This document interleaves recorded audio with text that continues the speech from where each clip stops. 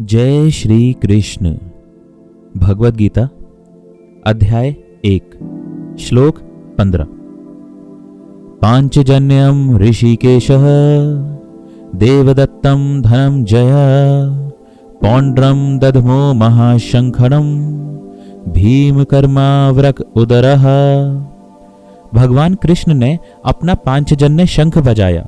अर्जुन ने देवदत्त शंख तथा अति भोजी एवं अति मानवीय कार्य करने वाले भीम ने पौंड्र नामक शंख बजाया।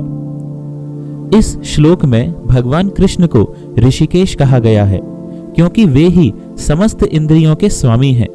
सारे जीव उनके भिन्नांश हैं, अतः जीवों की इंद्रियां भी उनकी इंद्रियों के अंश हैं। चूंकि निर्विशेषवादी जीवों की इंद्रियों का कारण बताने में असमर्थ हैं, इसीलिए वे जीवों को इंद्रिय रहित या निर्विशेष कहने के लिए उत्सुक रहते हैं। भगवान समस्त जीवों के हृदयों में स्थित होकर उनकी इंद्रियों का निर्देशन करते हैं, किंतु वे इस तरह निर्देशन करते हैं कि जीव उनकी शरण ग्रहण कर ले, और विशुद्ध भक्ति की इंद्रियों का तो वे प्रत्यक्ष निर्देशन करते हैं।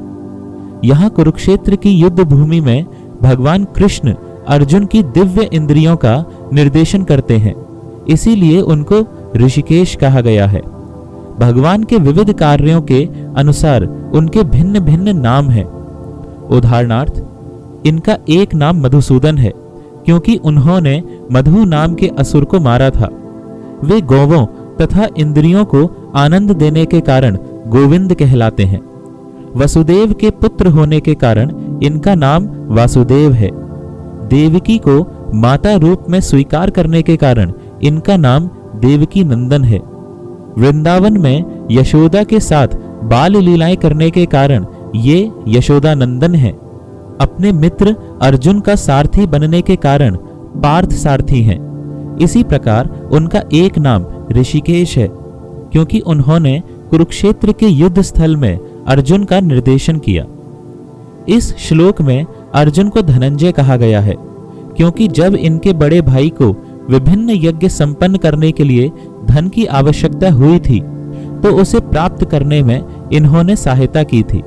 इसी प्रकार भीम व्रकोदर कहलाते हैं क्योंकि जैसे वे अधिक खाते हैं उसी प्रकार वे अति मानवीय कार्य करने वाले हैं, जैसे हिडिंबासुर का वध। अतः पांडवों के पक्ष में श्री कृष्ण इत्यादि विभिन्न व्यक्तियों द्वारा विशेष प्रकार के शंखों का बजाया जाना युद्ध करने वाले सैनिकों के लिए अत्यंत प्रेरणाप्रद था। विपक्ष में ऐसा कुछ न था।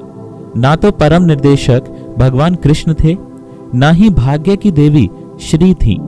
अतः युद्ध में उनकी पराजय पूर्व निश्चित थी। शंखों की ध्वनि मानो यही संदेश दे रही थी। जय श्री कृष्ण।